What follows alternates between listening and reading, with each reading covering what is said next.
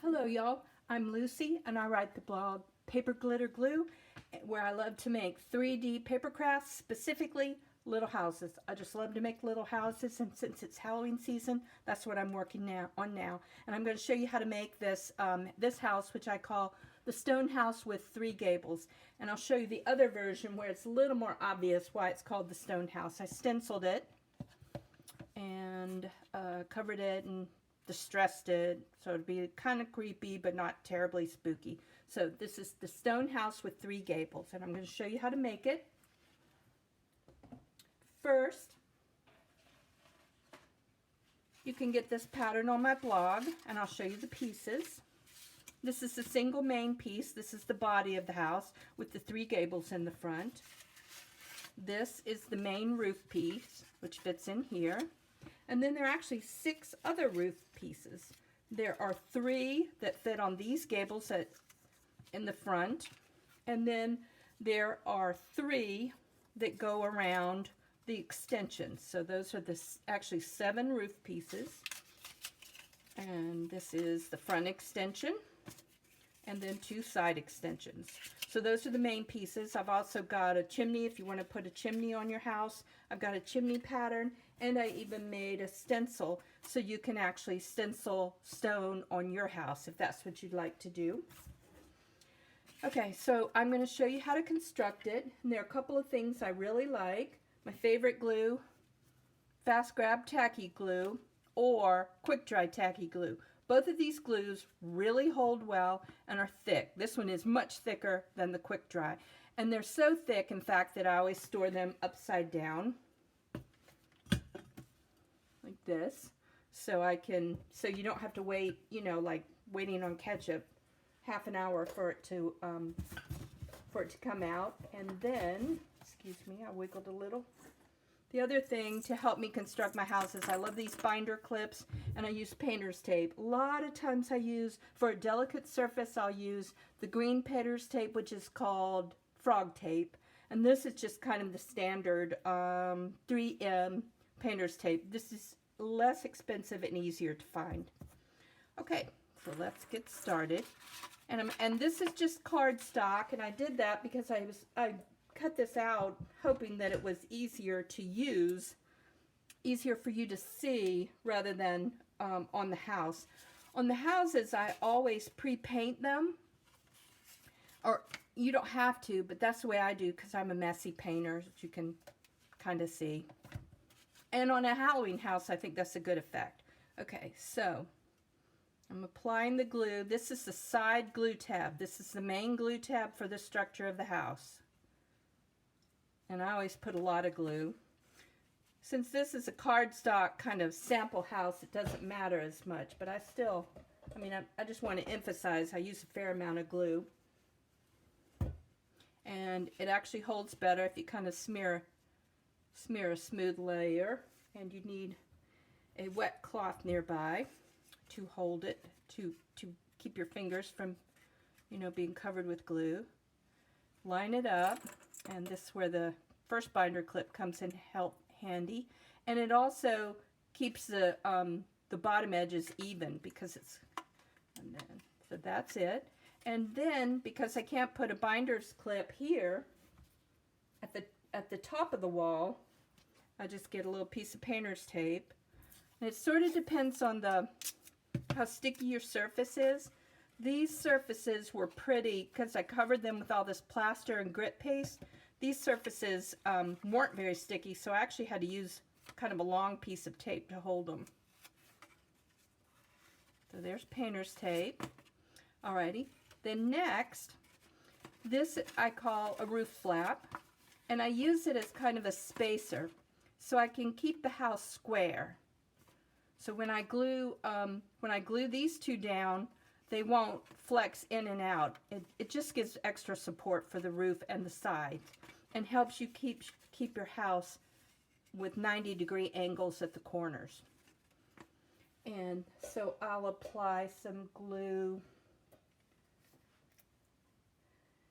I'm going to use my quick dry since I have this isn't the most structural house. Can you see that the quick dry applies much easier? but it does take a little bit longer to dry and to hold. Alrighty, so, and these little things, whenever I glue something down, I call it a tab, and then my flaps are kind of the spacer. And you can use a painter's, a binder clip here too. Use the little binder clip. Okay, and then check. If you glue it right, it should still look like a rectangle. Sometimes you can glue it off so that it's kind of skewed a bit, and we don't want that. So always check to make sure when you're gluing your pieces down. And you can also add painter's tape here if you want. Okay, I think because I'm using cardstock for this sample house,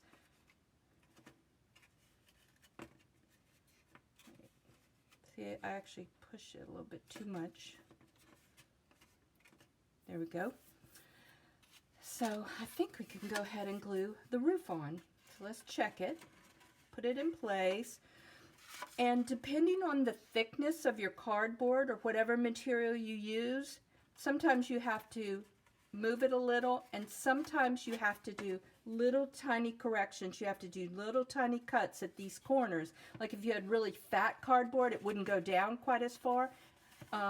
Or if you use cardstock, it actually works well. But sometimes you have to make little tiny adjustments here to make it fit. Okay, let's do make the crease tight, because then it'll hang on better. And apply glue to wherever we've got a good gluing surface, which is, sorry, a glue ball on my hand. Along here, here, this line, and apply glue here. Okay. Next, slide the roofing on, and then try to make sure it lines up evenly. So it should be, the overhang should be about equal on each side, and sometimes they're not exactly equal. It's not a real house, so if you're not exact, I mean, I don't go crazy worrying about it. Well, I just go a tiny bit crazy. And this is how I tape down a roof like this. Tape it like that. Tape it on both sides.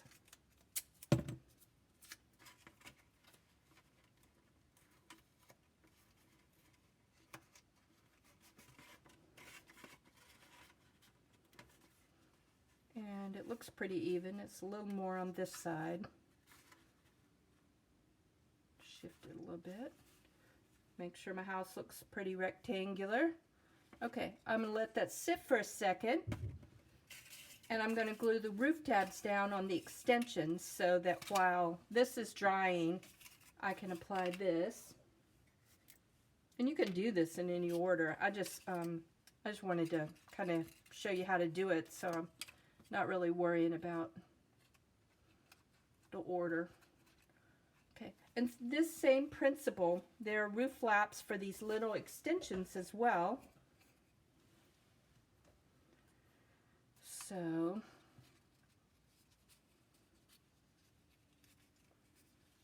let's move this so it's not going behind like it's supposed to. There you go. I need a little tape.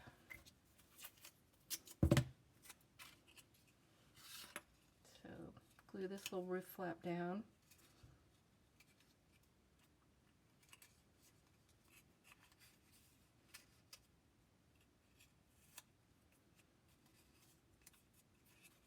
Put a little tape there.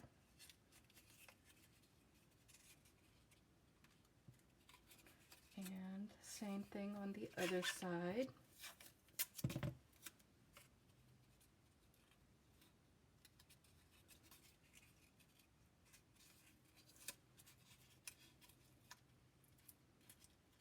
So that's just temporary hold. So let's do that for the others. Now let's glue the roof flap on the front extension. that front center extension.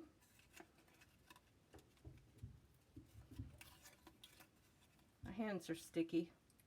Keeps sticking to me. I'm just going to use a binder clip just to hold it down.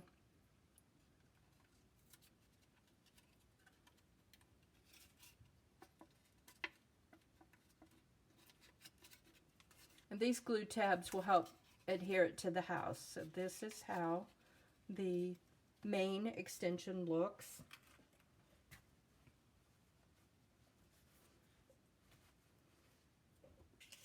And do the same thing for the little one on the other side extension. Glue on the roof tab, on the roof flap. And there you go. That's the way it looks. Okay, so now, hopefully this is held enough that I can show you how to apply the front gables. There are some little tricks to the front gables. Because of the difference in thickness of materials, sometimes you have to do some trims. You have to trim it a little bit to make it fit.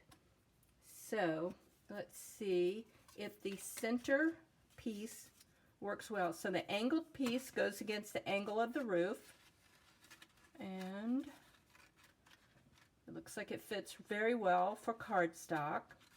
So to glue it, I apply the glue along here, along the gable edge,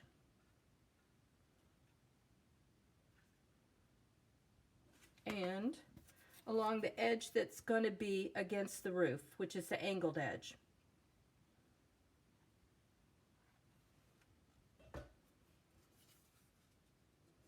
Okay, slide it in place.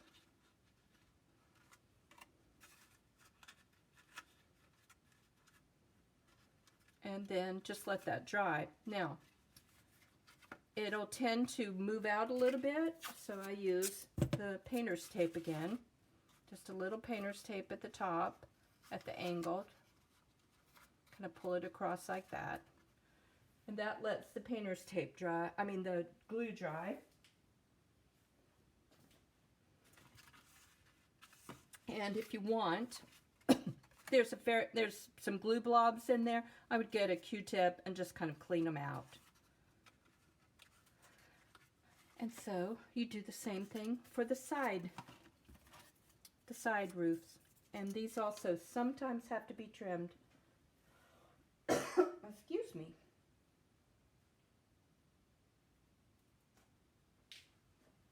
So glue along here, along the edge of the gable. And then on the back of the gable roof.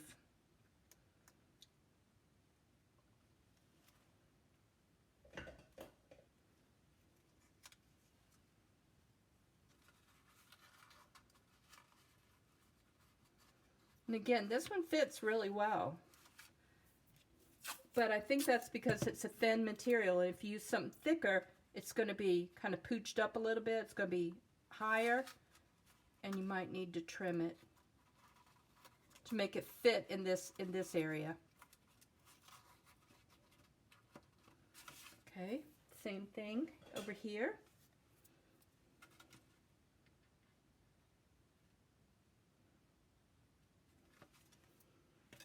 And the last little roof piece.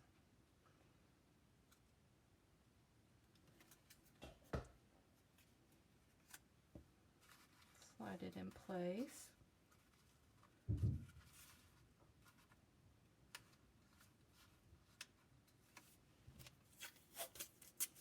Piece of painter's tape to hold it.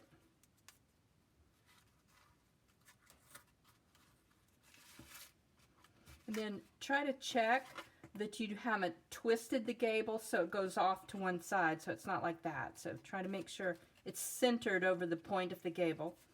And those are the roof gables. Now, sometimes it doesn't matter what you do, they just don't line up right. And I'm going to give you an example because I actually messed up on this house. This house is not as square as I wanted, And so I think you can see that this edge doesn't touch perfectly down here, and that one sticks out more than the middle gable. So this on my left side sticks out a little bit. I don't really worry about it. You know, it's not a real house. It's a Halloween house in particular, so I just don't stress about that. But if you are particular, you have to do some trimming, but it's a lot of, you know, compensating, so I just think it's easier not to worry about it. You could conceivably have one piece that fits all three, but I think that'd be just a ton of fiddling, and it just makes sense to just kind of relax about the three different gables there. I think I matched these up better. Let's see. Yeah, they look a little bit better on this house. Alrighty, so next I would just want to show you in terms of the construction, I'm going to show you how to glue one of the extensions on. I put glue tabs here, and they're kind of designed so that if light comes through, that the glue tabs won't, you know, stick out so much that they prevent the light from getting through. I made two different doors for this pattern, and they have, one is kind of a plain door you could use on any kind of house, and one is in the shape of a coffin, because I intended this to be a Halloween house. So I do a bead of glue all along there, and match up the edges down here, and you can, and then center the peak of the front extension with the center of the middle gable. And there's one other thing. This is supposed to be kind of, I didn't let it dry real well, so we can actually kind of put it together like that.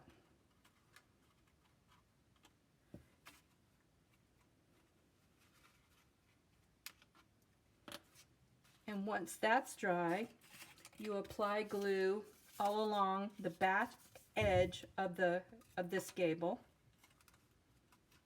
This roof, this gable roof, and glue it on like that.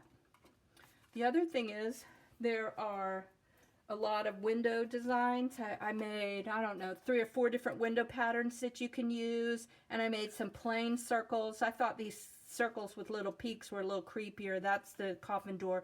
You can glue those on before or after.